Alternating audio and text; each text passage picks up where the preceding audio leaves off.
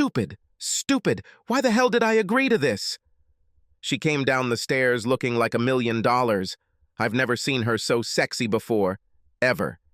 She was wearing a short black cocktail dress and black 5-inch stilettos. Her hair was pulled back into a bun that framed her beautiful face, and she was wearing a diamond necklace and matching long dangling earrings that I bought for our first wedding anniversary. She looked like a movie star. So, what do I look like? Do you think he'll like it? Please, baby, don't do this. It's all on your conscience, Dave. It's all on your conscience. Don't you dare blame it on me. It's the only way. The doorbell rang. Well, Dave, aren't you going to open the door? I took her hand. Please, Lara. She pulled her hand out of my grip. Open the door, Dave, now.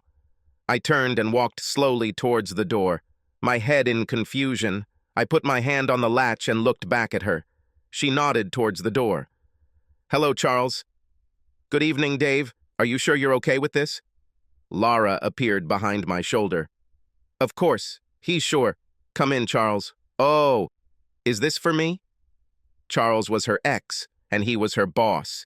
He was holding a bouquet of at least 24 red roses. He looked as elegant as she did and was wearing a tuxedo and bow tie. Behind him in our driveway was a huge black limousine. Oh my God, Lara, you look amazing. Charles walked past me as if I wasn't even there, leaning in to receive a kiss from my wife. She took the flowers and handed them to me. They're beautiful, Charles, thank you. Put it in a vase for me, darling.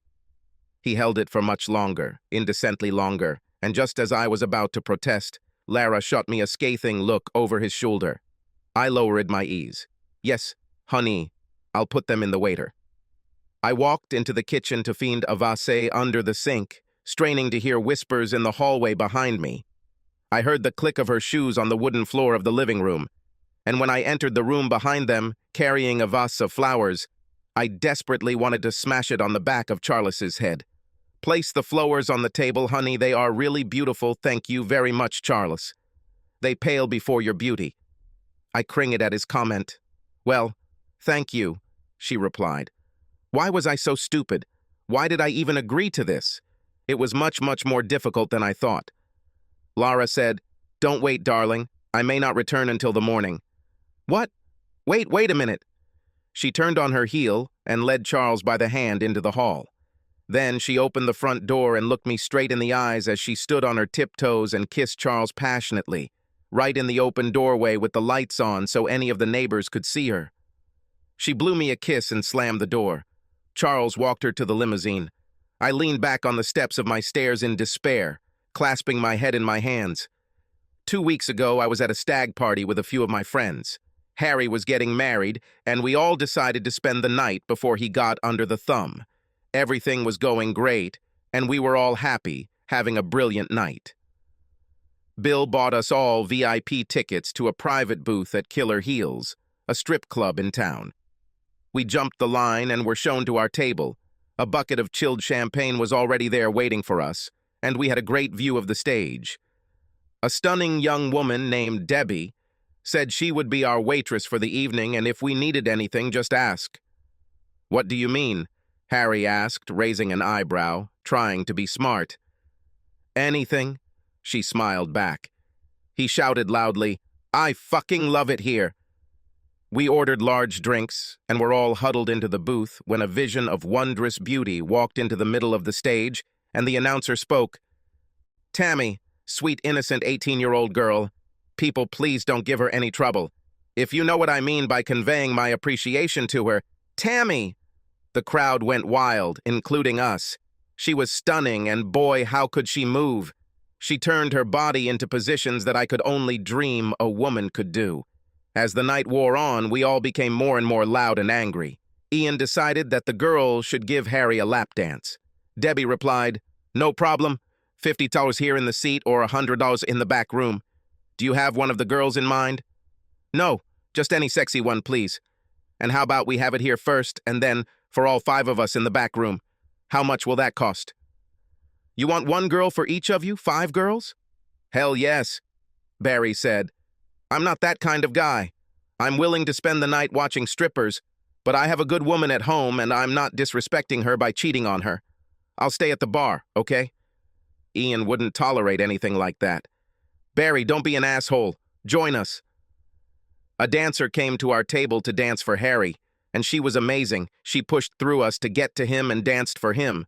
We also got a beautiful sight watching it. She fell into his lap and continued her performance. It was all over too quickly, and we wanted it to continue. Debbie came back and said, "Okay, everything is arranged. 5 of our most beautiful girls are waiting for you in the 3rd room. You have 30 minutes for $1,500 for an hour. The girls will arrange everything else you might need for an additional fee." We all, with the exception of Barry, entered the private room, full of excitement. They didn't disappoint us. These girls were so amazing, so sexy. They surrounded us on all sides. Harry, as the groom, had an extra girl. Ian must have made a deal with his girlfriend. I soon found myself asking how much the extra cost. The night cost us about $1,000 each, but we left completely empty. Barry ordered us all a taxi home. "Geez, mate, you don't know what you missed. That Tammy was crazy. Harry had 4 girls working him over at one point." Barry remained adamant that it was right not to participate. I stumbled home around 4 a.m. Lara was fast asleep in bed, and I was sleeping on the couch, where I fell. The next morning, I woke up with a terrible hangover. Lara brought me strong coffee and sat next to me. "Looks like you all had a good time. Wait, what are those marks on your neck?" "Hickeys, you have hickeys." "What did you do?" I raised my hand to my neck. "What?" "You have hickeys. Take off your shirt. Let me see." "Lara, don't be stupid." "Take her off now." I reluctantly stood up and undid my buttons. To my horror, my torso was covered in lipstick marks in the shape of kisses. "You fucking bastard, you cheated on me." No, I didn't do anything. I didn't want to. I don't remember anything. I was just drunk and I don't remember anything." The lacy blue thong fell out of my pocket when I tried to tell her that I didn't do anything. She looked at me with tears in her eyes and ran out of the room. I tried to follow her, but my head was pounding. I heard the front door slam, and I lay down again, holding my head. At 5 p.m., I woke up still on the sofa. Lara was still missing, and I called Barry. "Bloody hell, mate, what did we do last night?" "Don't ask Dave. I wasn't there, remember. I stayed away. But Harry is in big trouble. Shirley found out from her girlfriend who works at the bar there that you all had sex with strippers. Harry says the wedding might be canceled." "Oh, bullshit. Damn it, Shirley will tell Lara. Oh, damn." "Don't say I didn't warn you all. Your lustful desires ruled your brains last night, buddy." I dialed Lara's number, voicemail. I assumed she had been out all day and was really mad at me, but she would forgive a drunken bachelor party, wouldn't she? I waited half an hour and called again, still going to voicemail. It was already 6 p.m., and she was nowhere to be seen. A terrible thought suddenly occurred to me, and I ran upstairs to check her wardrobe. Phoo! She's still with me! I made myself a sandwich and coffee, turned on the TV, and waited. At 9 p.m., I heard the key turn in the door. Lara finally appeared. I ran to the door to see if she was alone. 2 of her friends were with her. "Lara, can we talk?" She put her palm out in front of her. "Don't." Then she pushed past me and climbed the stairs to our room, followed by her friends, leaving me in the corridor. I felt like a beaten dog. Half an hour later, her friend Jill came down. "You hurt her a lot, Dave. She trusted you. You had sex with strippers, for God's sake, with strippers. We did everything we could to calm her down, but she's seriously mad at you. She might even leave you." Damn. What can I do? Tell me, what can I do? You should have thought of that last night. Jill and Francis went home, leaving Lara upstairs. I got up shortly after they left and knocked softly on our door. "Leave. Lara, please. Go away. Not today, Dave. Not now. Leave me alone. Please, Lara, we need to talk." "Dave, fuck off now, or I'll fuck off forever. You hear me?" I've never heard her be so angry. I left her alone and went downstairs. I heard her talking on the phone several times and then went down to the kitchen. I stood in the kitchen doorway and she looked terrible. Her makeup was smeared all over her face. Her eyes were swollen. It was obvious that she cried a lot, and I mean a lot. She turned around with a glass of water in her hand and saw me standing there. I went over to hug her, and she threw the glass at me. It hit me and then shattered on the tile floor. "You cheated on me, Dave. You ruined us. You ruined our marriage." She ran back upstairs, and that was the last thing I saw that night. I lay on the couch awake most of the night. The next morning, I made bacon sandwiches and put them on the table. Then I poured myself some coffee and turned around to see Laura eating my breakfast. I smiled slightly, expecting another tirade, but none came. "Can we talk?" She nodded, but didn't smile. But at least she wasn't yelling at me. It was the beginning of contact. "I'm really sorry. I know you know what happened, and I'm really sorry I was so drunk. I know it's not an excuse, but I got caught up in the moment and was drunk." She looked at me, expecting more, but I had nothing more to say. I just stood there looking stupid. What more could I say? "That's it? And that's your whole excuse? You were drunk, so it's okay, right?" She didn't say it with the anger I expected. She was alarmingly calm as she asked me. This made me nervous. I still stood silently looking at my feet. "At least have the courage to look me in the eye and tell me you're sorry." I looked up to her. She was the love of my life, and I ruined everything in one night with my buddies. At least Barry remained faithful. At least he cared about his wife. At least he didn't cheat on his wife or break his vow. What could I say? Sorry. Sorry, damn smart, sorry, is that all you can do? "Laura, what can I say? I'm truly sorry. This should never have happened. I promise it will never happen again. No, this definitely won't happen again." Again she answered with terrifying calm. "I talked to my friends all night and we came to a compromise. You owe me. In fact, I'm going to pay it back next week." "Anything, anything. Please, Laura, I'm so sorry. Anything." It was 2 weeks ago that I agreed for her to go on a date with her old friend Charles. I had to accept everything she did on the date as payback. If it was sex, then I should have accepted it as part of her date. This was the price of our moving forward. If it was just a kiss, a hug, and dinner, then that was also payback. I prayed for the latter. Then I have to ask for forgiveness on my knees in front of her and swear that I will never cheat on her. Then we must decide together how we will live further and how it will all end. Lara did not let me near her for 2 weeks after my offense. No sex, no cuddling, just a kiss on the cheek. She kept hinting that she needed to save herself for the date. I've hated the last 2 weeks with a passion. I was so stupid, and now I'm paying for it. I watched as Lara got into the limousine through the window of the salon. Charles walked around it on the other side and climbed inside. Her limousine door opened again, and my heart began to beat faster. Had she changed her mind and was coming back to me? The bell rang. I ran to the door. She stood and smiled at me as I spread my arms to embrace her in my arms. She reached out and dropped her thong into my open palm. My jaw dropped. She turned and walked away. I sit, worrying, rocking in my chair all night, waiting for her to return. I can't sit still. I get up and go to the window and go to the kitchen. My feet continue to bounce on my toes.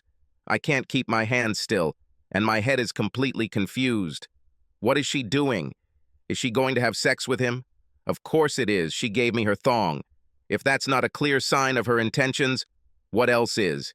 It's my own stupid fault. It's the price I agreed to and must pay. Damn stupid. I hear a car and rush back to the window, but it's not her. I turn on the TV again, trying to clear my mind of the dark thoughts, but visions of her in the limo fill my brain. Visions of her having sex, and it really hurts.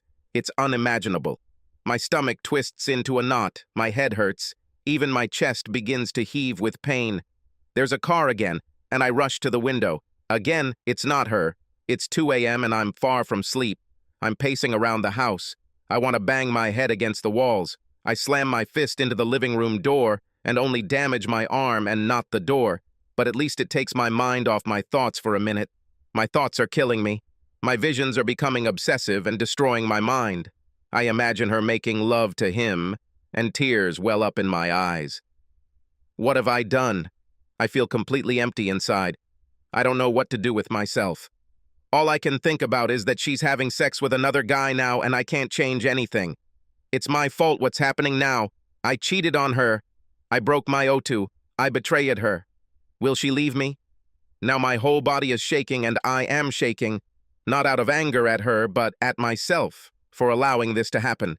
I am ashamed of myself for letting my wife down, and she is taking revenge on me with my consent.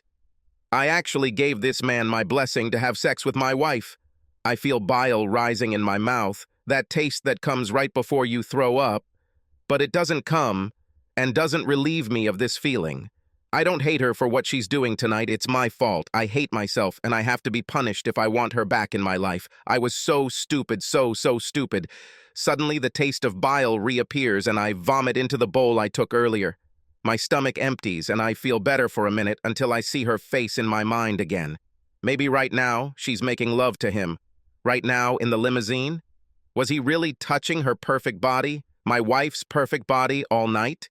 Will she still be mine if she comes home? I go to the bathroom and look at myself in the mirror, brushing the sick taste out of my mouth. I see the asshole who let this happen tonight looking at me. A stupid man who got carried away by circumstances and now has to pay for it. Did I hear the key opening the lock? I run downstairs but stop halfway to see my wife outside our door kissing her beau goodbye. My heart sinks even lower than I thought possible. Thank you for a wonderful night, Charles. Good night. She closed the door and turned to me. Oh, are you still awake? How could I sleep? It's 3:30 in the morning. Where have you been? When I ask this question, I think to myself, stupid question. She smiles at me, what looks like a genuine smile, and asks, well, have you been thinking about my night? How my date went? I nod dumbly, unable to say a word. Let's go to the front room. I follow her around like a puppy as she sits on the couch looking up at me. You know what you have to do, don't you? I begin to tremble again, my arms and legs showing it visibly as I stand in front of her. Come on your knees. Get on your knees now. Please, Lara, please don't make me do this. Her outstretched finger touches my chin and she looks into my eyes. This is the price. Do it. Get on your knees and ask for forgiveness. Swear that you will never cheat on me. She leans back on the sofa. This is the price of your deception. Kneel down and ask for forgiveness. How badly do you want to keep what we once had, Dave? I knelt down in front of her and asked for forgiveness for the betrayal, for the stupidity that I committed. I swore to her that I would never cheat on her again. I had to see if you would agree with me spending the night with Charles.